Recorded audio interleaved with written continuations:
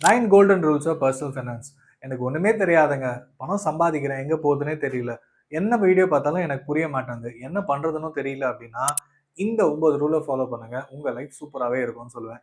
ஒண்ணுமே புரியல Greek and Latin எல்லாருமே மென்னா இருந்தாலும் சரி, வுமனா இருந்தாலும் சரி, பணத்த சம்பாதிக்கிறதுல நெறைய இன்ட்ரெஸ்ட் காட்டுவாங்க. ஆனா பணத்த இன்வெஸ்ட்மென்ட் பண்றதுல ஒண்ணும் புரிய மாட்டேங்குது. ரொம்ப கஷ்டமா இருக்கு. எனக்கு வேலை ஜாஸ்தி. எனக்கு இதெல்லாம் எனக்கு வேணாம் அப்படின்னுவாங்க. பட் நீங்களும் இதெல்லாம் தெரிஞ்சா மட்டும் தான் ஏன் கஷ்டப்பட்டு உழைக்கிறீங்க, ஏன் பணத்து பின்னாடி ஓடுறீங்களோ, அது வந்து உங்களுக்கு நிகழும். ஓகேவா? ஸோ இந்த 9 கோல்டன் ரூல் பார்த்தீங்கன்னா, ஒண்ணு ஒண்ணா பார்ப்போம். இது பேசிக்கா இருக்கும். ரொம்ப சிம்பிள். இந்த வீடியோ புரிஞ்சிருச்சுன்னா, மத்ததெல்லாம் நீங்க தானாவே வாட்ச் பண்ணுவீங்க. ஈஸியா புரிஞ்சிரும். ஃபர்ஸ்ட் வந்து ரூல் ஆஃப் 72. ரூல் ஆஃப் 72னா என்ன? அதாவது 72 divided by interest rate percentage. இது வந்து என்ன வருது? அவ்ளோ குயிக்கா உங்க பணம் டபுள் ஆகுதுன்னு அர்த்தம். இப்போ பேங்க் டெபாசிட் 6%. நீங்க என்ன ஒரு டாப் பேங்க்ஸ் எடுத்தாலும் எஸ்பிஐ, HDFC, ஐசிஐசிஐ எடுத்தாலும் உங்களுக்கு மினிமம் 6%, 5 6% தராங்க. 6ன்னு வச்சுப்போம் புரியும். ஸோ 72 டிவைடட் பை 6ன்னு போட்டீங்கன்னா 12 வருஷம் உங்க பணம் டபுள் ஆகுறது தான். ₹1,00,000 போட்டு வைக்கிறீங்கன்னா கிட்டத்தட்ட 12 வருஷம் கழிச்சு தான் அந்த 1,00,000 2 லட்சமா மாறுறதுக்கான வாய்ப்பு. அப்ப யோசிச்சு பாருங்க, நீங்க எவ்வளவு பணம் போட்டா 12 வருஷத்துல டபுள் ஆகும். அவ்வளவு சம்பாரிச்சு போட்டு சேஃபா வளர்றதுக்கு இவ்வளவு நாள் ஆகும். அது மட்டும் இல்லாம இப்ப ஸ்கேம்ஸ்லாம் பாத்தீங்கன்னா 1 வருஷத்துல டபுள் ஆகும்னுவாங்க. அப்படின்னா கிட்டத்தட்ட மாசத்துக்கு 8%, வருஷத்துக்கு 70%, 100% தர ஸ்கேம்ஸ்லாம் இருக்கு. அத நம்பி எனக்கு பணம் வந்துருச்சுன்னு சொல்லுவாங்க. அது சஸ்டெயின் ஆக முடியாதுன்னு சொன்னா புரிஞ்சுக்க மாட்டாங்க. என் ஃப்ரெண்டுக்கு வந்திருக்கு. பேங்க் பாஸ்புக் பார்த்தேன், என்ட்ரீஸ் பார்த்தேன், பணத்த கையில காமிச்சான் அப்படின்னு சொல்லுவாங்க.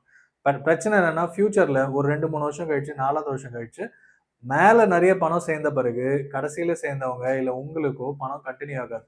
நீங்க முதல்ல போய் பணம் வந்திருக்கலாம். பட் 4வது வருஷம், 5வது வருஷம் உங்க ஃப்ரெண்ட் ஜாயின் பண்ணிருந்தாங்கன்னா, அவங்களுக்கு வராது. ஸோ ஸ்கேம்ஸ்ல இருந்து தப்பிக்கலாம்.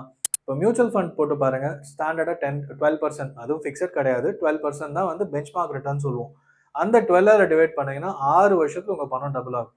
ஸோ ஈஸியா நெறைய ஃபண்ட்ஸ்லாம் வந்து 15%க்கு மேல குடுத்துரும். 15 எடுத்தீங்கன்னா 4 to 5 இயர்ஸ். ஸோ உங்க பணம் ஒரு 4, 5 வருஷத்துக்கு ஒரு தடவை டபுள் ஆகணும். ஈக்விட்டி மார்க்கெட் இதுதான் ஹையஸ்ட். மத்த கோல்டு, ரியல் எஸ்டேட் எது எடுத்தாலும் ஆவரேஜ் ரிட்டர்ன்ஸ் நான் பேசுறது. அப்போ 4 to 5 இயர்ஸ்ல டபுள் ஆகுது அப்படின்னா மியூச்சுவல் ஃபண்ட்ஸ் அதுக்கு இந்த ரூல் யூஸ்ஃபுல்லா இருக்கும்.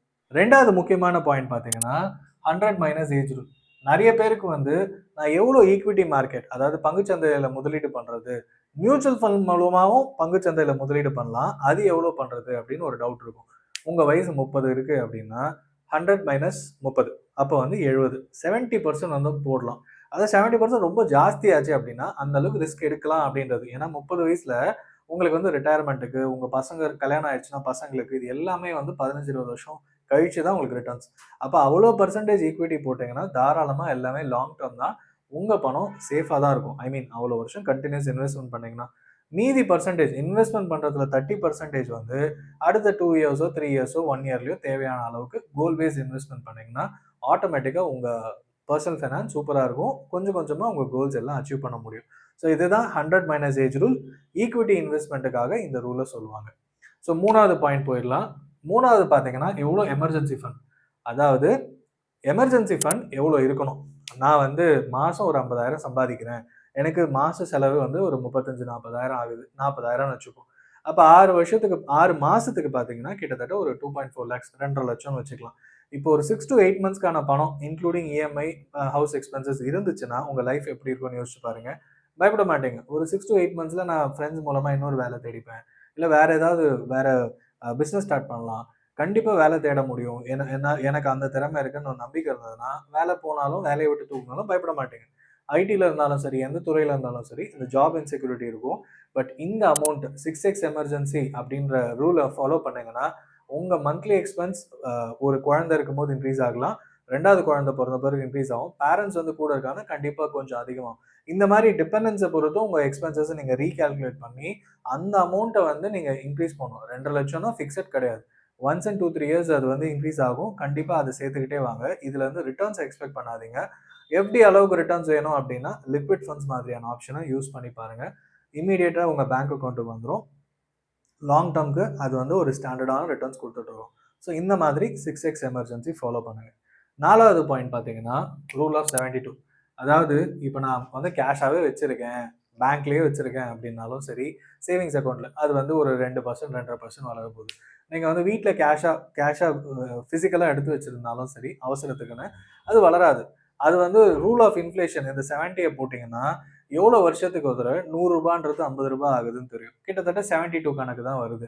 அப்படி பார்த்தீங்கன்னா, நீங்க வந்து இன்ஃப்ளேஷன் கணக்கு இப்போ ஒரு கவர்ன்மெண்ட் சொல்றபடி 4%. அப்போ வந்து 14 வருஷத்துல உங்க பணம் வந்து டபுள் குறையுது. ரூ. 100ன்றது ரூ. 50 ஆகுது.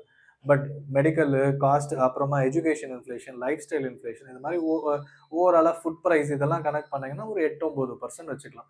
8% வச்சீங்கன்னா 70 டிவைடட் பை 8 அப்ப கிட்டத்தட்ட 8 to 9 இயர்ஸ் ஒன்ஸ் உங்க பணம் வந்து ஹால்ஃப் ஆகுது. ரூ. 1,00,000 உங்க பீரோல வச்சிருக்கீங்க, இல்ல உங்க பேங்க் லாக்கர்ல சும்மாவே வச்சிருக்கீங்க அப்படின்னா, அடுத்த 8, 9 வருஷத்துல அது வந்து ரூ. 50,000 வொர்த் தான் ஆகும். அந்த அளவுக்கு குறைஞ்சிரும். பிசிக்கலா கேஷ் வச்சிருந்தாலும் அந்த வேல்யூ குறைஞ்சிரும். அதுதான் உண்மையான பாயிண்ட். அதுதான் இந்த ரூல் ஆஃப் 70. ஸோ இனிமேல் நீங்க வந்து சும்மாவே அமௌண்ட் வச்சிருக்கீங்க, இல்லன்னா ஃப்ரெண்ட்ஸ் கிட்ட குடுத்து வச்சிருக்கீங்க. அவன் பணமும் தரல, இன்ட்ரெஸ்ட்டும் தரல அப்படின்னா, இத ஃபாலோ பண்ணுங்க. நீங்க 10 வருஷம் கழிச்சு ரூ. 10,00,000 வச்சிருக்கேன்னா, வருஷம் ரூ. 10,00,000 வச்சத விட பாதி விலை தான், பாதி அமௌண்ட் தான் 10வது வருஷம் ரூ. 5,00,000 தான் உங்க கையில இருக்குன்ற அர்த்தம் வந்துரும். அடுத்த பாயிண்ட் பார்த்தீங்கன்னா 10-5-3 ரூல். இது என்னன்னா அசெட் அலோகேஷன். அதாவது அ என்ன அசெட் வச்சிருக்கிறோம், அது எவ்வளோ ரிட்டர்ன்ஸ் குடுக்கும்ன்றது இது காமனா சொல்றது. இது யுஎஸ்ல ஃபாலோ பண்றதுனால ஈக்விட்டி 10% கணக்கு, 5% வந்து டெட், மீதி வந்து கேஷ்ன்னு வச்சுக்கலாம். ஸோ இந்த அளவுக்கு தான் ரிட்டர்ன்ஸ் குடுக்குது. நம்ம ஊர் மதிப்புல கேஷ் வந்து கிட்டத்தட்ட 2-3% பட் டெட் வந்து 6-7% இப்ப கிட்டத்தட்ட 5-6 தான் பிக்ஸட் டெபாசிட் குடுக்குறாங்க. ஈக்விட்டி 12-15 இண்டெக்ஸ் ஃபண்டே 14% ஆவரேஜா அதாவது நிஃப்டி 50லாம் குடுத்துருக்கு. Last 10 years, 20 years track record பார்த்தோம்னா. ஸோ நம்ம வந்து இந்த 10ன்றது அதிகம். பட் மத்த 2ம் கிட்டத்தட்ட சேம்ன்னு கூட வச்சுக்கலாம். ஸோ எதுக்குன்னா, இந்த டைவர்சிஃபைடா இருக்கும்போது உங்க பணத்த எல்லாத்தையும் ஈக்விட்டில மட்டும் போட வேணாம். ஏன்னா எல்லாருமே எஃப்டியும் வேணும், கேஷும் கொஞ்சம் வச்சிருப்பாங்க. எல்லாமே இருக்கும். அப்ப இந்த ஈக்குவலா பண்ணும்போது எல்லா கைண்ட் ஆஃப் ரிட்டர்ன்ஸ் வரும்போது ஆவரேஜா உங்ககிட்ட இதுல பார்த்தீங்கன்னா, மேபி ஒரு 6, 7 வரும். இன்ஃப்ளேஷன் வந்து 2, 3% இருந்து 6, 7% ரிட்டர்ன்ஸ் வந்தா ரொம்பவே நல்ல இத வந்து ஃபாலோ பண்ணலாம். பட் நமக்கு இன்ஃப்ளேஷன் எல்லாம் சேர்த்து ஒரு 8, 9% இருக்கும்போது, ஈக்விட்டி ஒரு 14, 15% குடுத்துச்சு. பிக்ஸட் டெபாசிட் வந்து இன்ஃப்ளேஷனுக்கு ஈக்குவலா ரிட்டர்ன்ஸ் குடுத்துச்சு அப்படின்னா, அப்போ வந்து நமக்கு ஆவரேஜா 11, 12% நமக்கு ஓவரால் போர்ட்ஃபோலியோ குடுக்கும். ஸோ அதனால அசெட் அலோகேஷன்றது முக்கியம். இந்த மாரி எல்லா அசெட் கிளாஸ் ஈக்விட்டி, டெட் இது இன்க்ளூடிங் கோல்டு. கோல்டு வந்து இந்த ரூல்ல இல்ல. கோல்டையும் இன்க்ளூட் பண்ணிக்கிட்டீங்கன்னா, ஆட்டோமேட்டிக்கா உங்க ஆவரேஜ் ரிட்டர்ன்ஸ் பெட்டரா இருக்கும் அப்படின்றது தான். இது வந்து எல்லாருக்குமே முக்கியமான ரூல். அதாவது 40% இஎம்ஐ. அதாவது நீங்க ரூ. 1,00,000 சம்பாதிக்கிறீங்க அப்படின்னா, அதிகபட்சமா 35,000 to 40,000 தான் இஎம்ஐ எடுக்கணும். அதாவது லோன் எடுக்கணும். உங்களால அவ்வளோ கட்டுனா தான் மீதி வீட்டு செலவு, மத்த அ பசங்களுக்கு செலவு பண்றது, இல்ல அர்ஜென்ட்டா ஒரு ஃபோன் வாங்கணும், இல்ல வீட்டு எமர்ஜென்சில ஏதாவது ஒரு பொருள் வாங்கணும்னா உங்களால மேனேஜ் பண்ண முடியும். இத விட ஜாஸ்தியா இஎம்ஐ கட்டிட்டு இருக்கீங்க அப்படின்னா, நீங்க ரொம்ப ஸ்குவீஸ் பண்ணி கஷ்டப்பட்டு இருக்கீங்கன்னு தான் அர்த்தம். இது யாரெல்லாம் அதிக லோன் கட்டுறீங்களோ உங்களுக்கு தெரியும். இந்த ரூல் அதுக்காக தான் குடுத்துருக்காங்க. 35-40%னா உங்களுக்கு லோன் எலிஜிபிலிட்டியும் இருக்கும். ஒரு 10%, 20% உங்க ஓவரால் சேலரில யூஸ் பண்ணிட்டீங்கனாலும், மீதி 15, 20% தான் உங்களுக்கு லோன் எலிஜிபிலிட்டி வரும். ஸோ ஹோம் லோன் எடுக்க போறீங்கன்னா, மத்த லோன்ஸ்லாம் க்ளோஸ் பண்ணிட்டு, இவ்வளோ பெர்சன்டேஜ் 40% இஎம்ஐ ஃபாலோ பண்ணுங்க. அப்போ உங்களால மத்த சேவிங்ஸ் கொஞ்சம் இருந்தாலும் ஃபியூச்சருக்காக சேர்த்து வைக்க முடியும். உங்க பசங்களுக்காக, இல்ல ரிட்டயர்மென்ட்டுக்காக சேர்த்து வைக்க முடியும். ஸோ 40% இஎம்ஐ ரூல யாருமே மறக்காதீங்கன்னு சொல்வேன். ஸோ அடுத்த பாயிண்ட் இந்த 4% வித்ட்ராயல் ரேட். இது எதுக்குன்னா, இப்ப நம்ம வந்து எஸ்ஐபி போடுங்கன்னு சொல்றோம். ரிட்டயர்மென்ட்க்கு சேர்த்து வைங்கன்னு சொல்றோம். 60 வயசு ஆகும்போது உங்ககிட்ட ஒரு ரூ. 1,00,00,000 சேர்ந்துருச்சு அப்படின்னா, நீங்க எவ்வளோ வித்ட்ரா பண்ணா உங்க பணம் வந்து அடுத்த ஒரு 20 வருஷத்துக்கு இருக்கும். 60லேருந்து 80 வயசு வரைக்கும் குறைஞ்சது இருக்கும் அப்படின்ற ஒரு கணக்கு. இது யுஎஸ்ல ஃபாலோ பண்றதுனால 4% வித்ட்ராயல் ரேட் சொல்றாங்க. அது வந்து நம்ம 25 டைம்ஸ் ஆனுவல் எக்ஸ்பென்ஸ் அந்த ஃபினான்ஷியல் இண்டிபெண்டன்ஸ் ரிட்டயர்மென்ட் ஏர்லின்னு சொல்லுவோம். அந்த கான்செப்ட் படி 25 டைம்ஸ் யுவர் ஆனுவல் எக்ஸ்பென்ஸ் இருந்ததுன்னா 4% வித்ட்ராயல் பண்ணீங்கன்னா லாங் ரன்னுக்கு இருக்கும். நம்ம 60 வயசுன்றது ஆல்மோஸ்ட் லைக் ரிட்டயர்மென்ட் ஏஜ் அப்படின்னு வச்சிருக்கோம். ஸோ நம்ம வந்து ஒரு 6-7% வித்ட்ராயல் பண்றோம் அப்படின்னா ஆட்டோமேட்டிக்கா அடுத்த 20, 30 வருஷத்துக்கு இருக்கும். நீங்க நாமினி போட்டீங்கன்னா அடுத்த ஜெனரேஷன் உங்க பசங்களுக்கும் அது வந்து ஆட்டோமேட்டிக்கா போயிடும். ஸோ அந்த 4% வித்ட்ராயல் ரேட் அந்த ஃபினான்ஷியல் இண்டிபெண்டன்ஸ் ரிட்டயர்மென்ட் ஏர்லி கான்செப்ட்ல கரெக்ட்டா செட் ஆகும். ஏன்னா நீங்க 40, 45 வயசுல பிளான் பண்ணும்போது அடுத்த 30, 40 இயர்ஸ் லாங் டர்ம் இருக்கு. அப்போ வந்து 4% ஃபாலோ பண்ணலாம். நீங்க 60 வயசுக்கு மேல ரிட்டயர்மென்ட் ஆகுறீங்க அப்படின்னா, நீங்க 4ன்றத மேபி 7% வரைக்கும் கூட எக்ஸ்டெண்ட் பண்ணிக்கலாம். ஈவன் டில் 8% பண்ண முடியும். ஸோ இது பியூர்லி ஃபார் ரிட்டயர்மென்ட் ரிலேட்டட். சரி இதெல்லாம் சொல்லிட்டீங்க. நான் வந்து எப்படி பணத்த சேர்த்து வைக்கிறது? எனக்கு பணம் மேனேஜ் பண்ணவே தெரியல அப்படின்னா, 50, 30, 20 ரூல். Managing money. எனக்கு மாச சம்பளத்துல ஒரு 50% வந்து உங்களோட மந்த்லி எக்ஸ்பென்ஸ், கிராசரிஸ் இதெல்லாம் வச்சுக்கோங்க. 30% வரைக்கும் பார்த்தீங்கன்னா, அடுத்த 1 ஆர் 2 இயர்ஸ்க்கான ஏதோ ஒரு செலவு வரலாம். அது அன்எக்ஸ்பெக்டடா இருக்கும், இல்ல பிளான்ட் இருக்கும். அதுக்கு வச்சுக்கோங்க. 20% வந்து லாங் டெர்ம் இன்வெஸ்ட்மென்ட். உங்க பசங்களோட எஜுகேஷனோ, இல்லன்னா ரிட்டயர்மென்ட்டோ, இல்ல 5 வருஷத்துக்கு மேல ஏதோ ஒரு கார் மாத்துறீங்க, பைக் மாத்துறீங்க.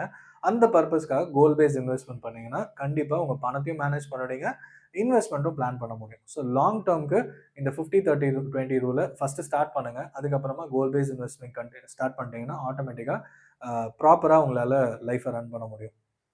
ஃபைனல் பாயிண்ட் பார்த்தீங்கன்னா, பணம் ரிலேட்டடா எல்லாத்தையும் பார்த்துட்டோம். ரிஸ்க் வந்துச்சுன்னா என்ன பண்றது? அத மேனேஜ் பண்ணணும். அதுதான் வந்து லைஃப் இன்சூரன்ஸ் ரூல். ஸோ நீங்க வந்து ரூ. 1,00,000 சம்பாதிக்கிறீங்கன்னா, வருஷத்துக்கு வந்து கிட்டத்தட்ட ஒரு ரூ. 12,00,000 ஏர்ன் பண்றீங்க. அப்போ உங்களோட லைஃப் இன்சூரன்ஸ் எவ்வளோ இருக்கலாம் அப்படின்னா, 10 டூ 15 டைம்ஸ். அப்ப ஈஸியா 1,00,00,000க்கு மேல உங்களுக்கு வந்து இன்சூரன்ஸ் கிடைக்கும். பியூர் டெர்ம் இன்சூரன்ஸ் சொல்றேன். அப்போ வந்து பிரீமியம் கம்மி, ஹையஸ்ட் கவரேஜ். ஸோ உங்க இன்கம் லெவல் என்ன? அத பொறுத்து உங்களோட ஹையஸ்ட் கவரேஜ் கிடைக்கிறதுக்கு வாய்ப்பு இருக்கு. ஸோ 15 டைம்ஸ்னா யோசிச்சு பாருங்க. நீங்க 12 இன்டூ 15னா கிட்டத்தட்ட 1.8 குரோர்ஸ் வரைக்கும், 2 குரோர்ஸ் ஏஜ பொறுத்து ரூ. 2,00,00,000 வரைக்கும் கூட உங்களுக்கு கிடைக்கும். ஸோ எவ்வளோ சீக்கிரம் எடுக்க முடியுமோ எடுத்துக்கோங்க. ஸோ தட் உங்க ஃபினான்ஷியல் லயபிலிட்டி இல்லாம உங்க ஃபேமிலி, நீங்க இல்லன்னா ஃபினான்ஷியல் லயபிலிட்டி இல்லாம உங்க ஃபேமிலி இருக்கும். ஸோ இந்த 9 ரூலுமே பார்த்தீங்கன்னா, ரொம்பவே simple to understand, simple to follow. இத நீங்க உங்க லைஃப்ல இம்ப்ளிமெண்ட் பண்ணுங்க. இதுக்கு அடுத்த ஸ்டெப்பா உங்களுக்கு ஏதாவது ஹெல்ப் வேணும்னா கீழ கமெண்ட் பண்ணுங்க. என்ன ரீச் அவுட் பண்ணுங்க. நான் உங்களுக்கு வந்து அடுத்து என்ன பண்ணலாம்னு நான் உங்களுக்கு சொல்றேன். Thank you.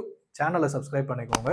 இந்த வீடியோ பிடிச்சிருந்ததுன்னா, உங்களோட ஃப்ரெண்ட் யாரெல்லாம் ஒண்ணுமே தெரியலன்னு சொல்றாங்களோ, அவங்களுக்கும் இத ஷேர் பண்ணுங்க.